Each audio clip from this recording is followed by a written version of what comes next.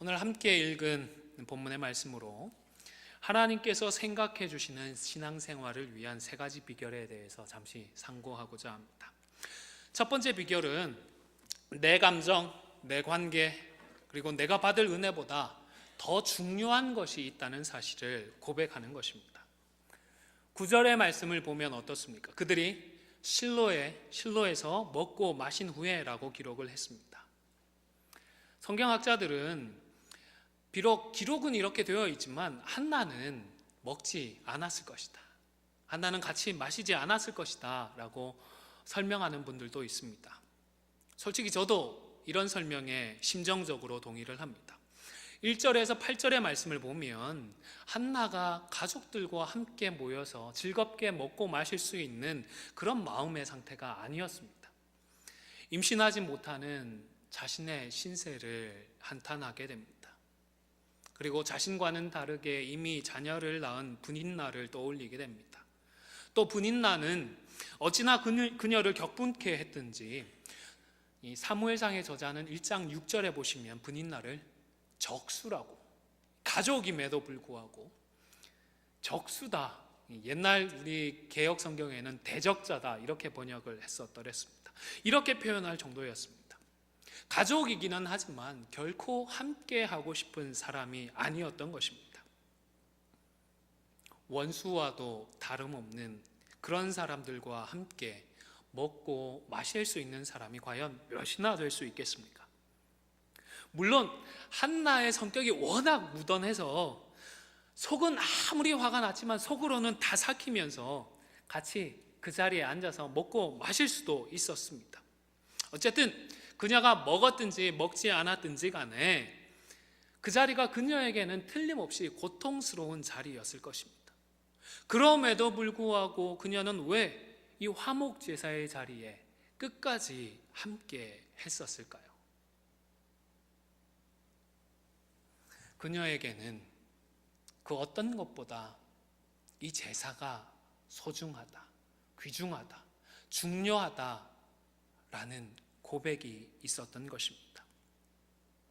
우리도 마찬가지지 않습니까? 불편한 사람들과는 마주치고 싶지가 않습니다. 갈등이 있는 사람은 피하고 싶습니다. 문제 있는 사람은 함께하고 싶지가 않습니다. 고문에 가깝습니다. 우리가 교회로 모일 때에도 다 좋을 수는 없습니다. 좀 껄끄러운 사람이 왜 없겠습니까?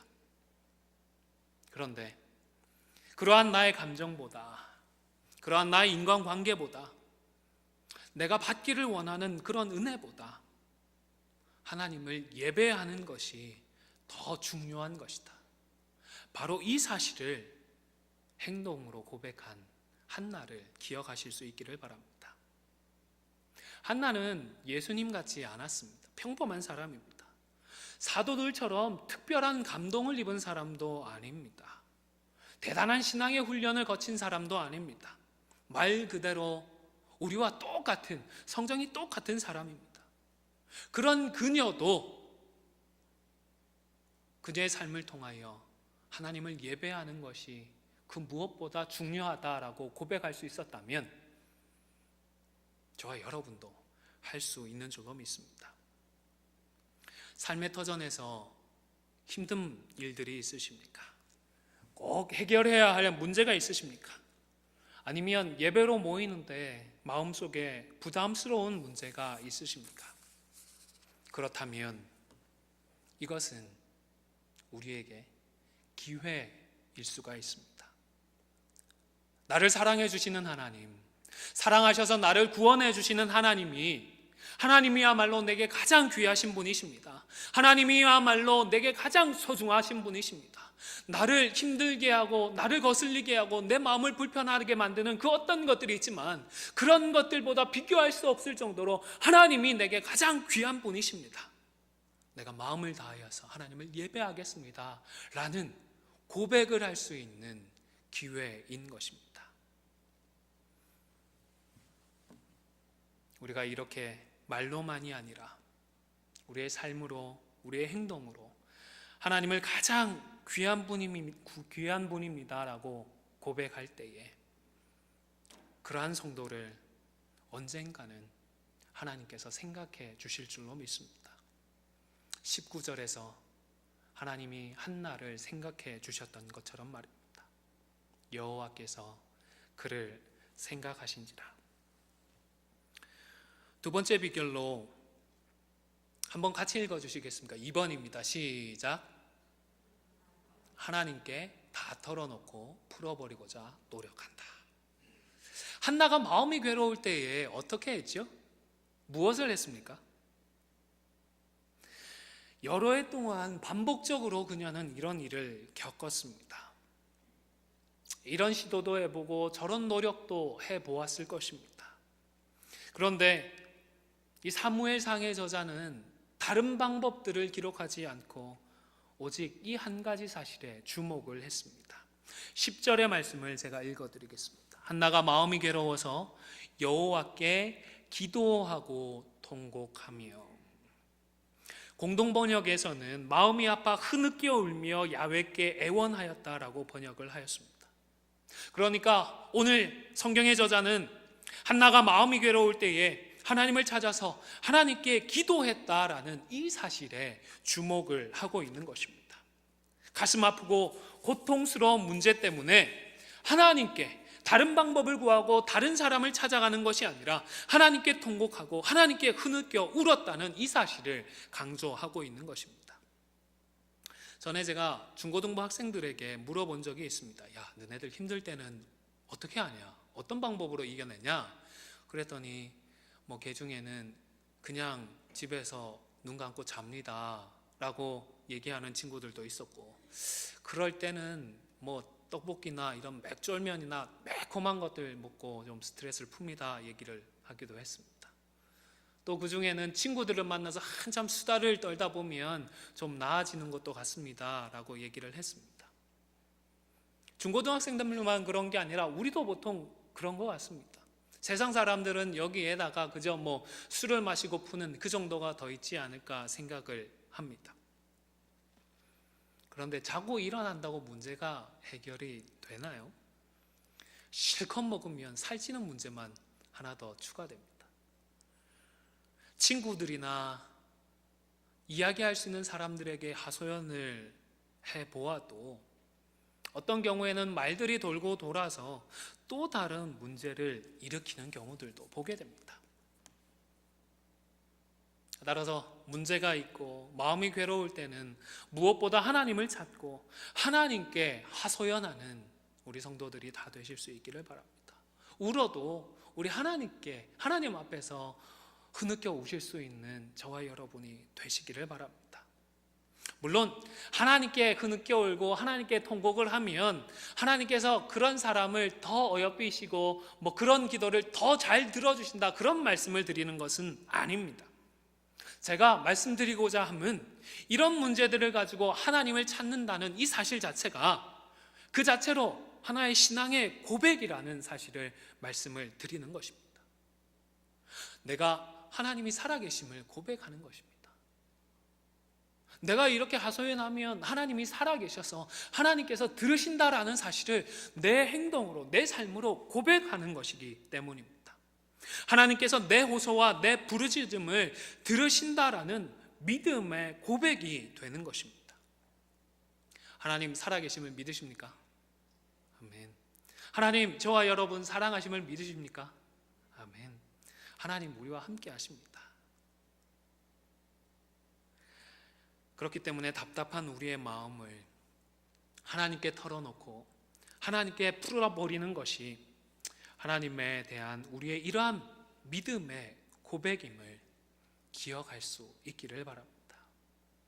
그리고 이렇게 말로만이 아니라 삶으로, 행동으로 믿음을 고백하는 이런 성도를 하나님은 언젠가 생각해 주십니다. 19절의 말씀처럼 말입니다. 여호와께서 그를 생각하신지라. 세 번째입니다. 사용되는 사람이 아니라 역사하시는 하나님을 바라보는 저와 여러분이 되실 수 있기를 바랍니다. 18절에 보면 한나가 이렇게 고백을 합니다. 이르되 당신의 요종이 당신께 은혜 입기를 원하나이다 하고 가서 먹고 얼굴에 다시는 근심빛이 없었더라. 그런데 이런 반응은 17절에서 엘리 선지자의 말을 듣고 난 뒤에 뒤따른 행동이었습니다. 기도하고 있는 한나에게 하나님께서 나타나셔서 특별한 뜻을 보여주신 것이 아니라 그저 엘리라고 하는 한 선지자가 아니죠, 죄송합니다. 제사장이 그녀에게 한 대답을 듣고 그녀가 보였던 반응입니다. 그런데 엘리 선지자는 어떤 사람입니까? 이제는 그의 젊은 시절, 소시적은 잘 모르겠습니다만은 지금은 나이가 들고 기력이 쇠하여서 성전 문설주곁 의자에 앉아 있었습니다.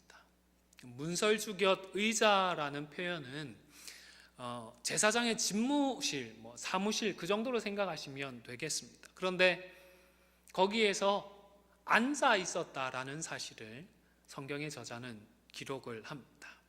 아마도 그것은 지금 선지자가 기력이 쇠했고 그것에 수반되는 일련의 결과들이 보여진다라는 사실을 강조하기 위함이 아닌가 싶습니다.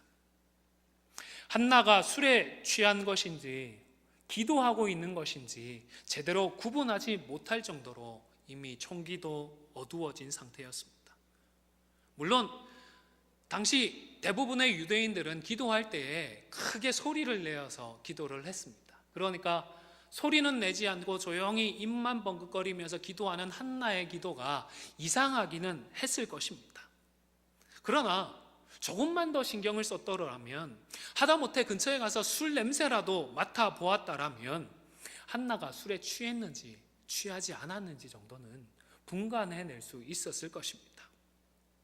그러나 그런 것들을 굳이 힘을 내어 확인해보고 분별할 만한 의지가 없는 그런 상태였던 것입니다. 그래서 마음이 아파서 기도하는 그 여인의 기도를 보며 술주정을 하고 있다 속단을 하고 그녀를 꾸짖는 실수도 했던 것입니다. 심지어 그녀에게는 포도주를 끊어야 한다는 잘못된 신앙의 조언까지 하고 말았습니다. 그리고 나중에 보면 나타나지만 엘리는 두 아들을 신앙으로 양육하는 데에 실패를 했습니다. 물론 자식은 마음대로 되지 않습니다. 잘 압니다. 그러나 그렇게 신앙이 없는 자식들에게 제사장의 직분을 맡기면 되지 않았던 것입니다. 나중에 하나님께서 사무엘을 통해 책망할 때에도 하나님은 그가 자기의 아들들이 저주를 자청하되 금하지 아니하였다라고 말씀을 하셨습니다. 공적인 제사장으로서 명백하게 하자가 있는 그런 인물이었던 것입니다. 종합을 해보면 엘리 제사장은 탁월한 사람도 아니고 지혜 있는 사람도 아니고 하나님 앞에서 믿음을 그다지 인정받을 수 있는 그런 인물은 아니었습니다. 그다지 신뢰나 믿음이 가지 않는 인물이라고도 볼 수 있습니다. 한나도 조금 전에 자신을 술주정뱅이로 오해하며 포도주를 끊어야 한다고 잘못된 조언을 하는 그런 제사장을 바라보며 들을 필요가 없는 얘기다 치부해버리고 돌아가 버릴 수도 있었을 것입니다. 17절에서 엘리 제사장이 그에게 해주었던 말이 그저 조금 전에 실수를 만회하기 위해서 그저 기계적으로 해주는 좋은 소리, 입에 발린 소리다라고 치부해 버릴 수도 있었을 것입니다. 그러나 그녀는 그렇게 반응하지 않았습니다. 18절의 말씀을 제가 다시 읽어드리겠습니다. 이르되 당신의 여종이 당신께 은혜 있기를 원하나이다 하고 가서 먹고 얼굴에 다시는 근심빛이 없더라. 중요한 것은 인간적으로는 부족해 보이고 하자가 있어 보이지만 그래도 엘리는 제사장이었고 엘리는 제사장의 직분을 감당하고 있었다는 그 사실입니다. 영적인 권위는 사람에게서 오는 것이 아닙니다. 영적인 권위는 하나님께로부터 오는 것입니다. 우리는 이 사실을 기억하고 사람이 아니라 역사하시는 하나님을 바라보아야 하겠습니다. 천주교에서 영세를 받았던 분이 우리 장로교에서 신앙생활을 하게 되면 세례를 다시 받아야 할까요? 다시 받을 필요가 없을까요?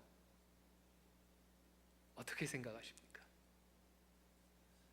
대부분의 장로교회들은 이견도 있습니다만은 많은 장로교회들이 삼위 하나님의 이름으로 일종의 세례를 받은 것이기 때문에 두 번 세례받을 필요 없다라고 고백을 합니다. 어떤 조직, 어떤 사람, 세례를 집례한 누군가가 중요한 것이 아니라 삼위일체 하나님이 중요하다라고 고백을 하는 것입니다.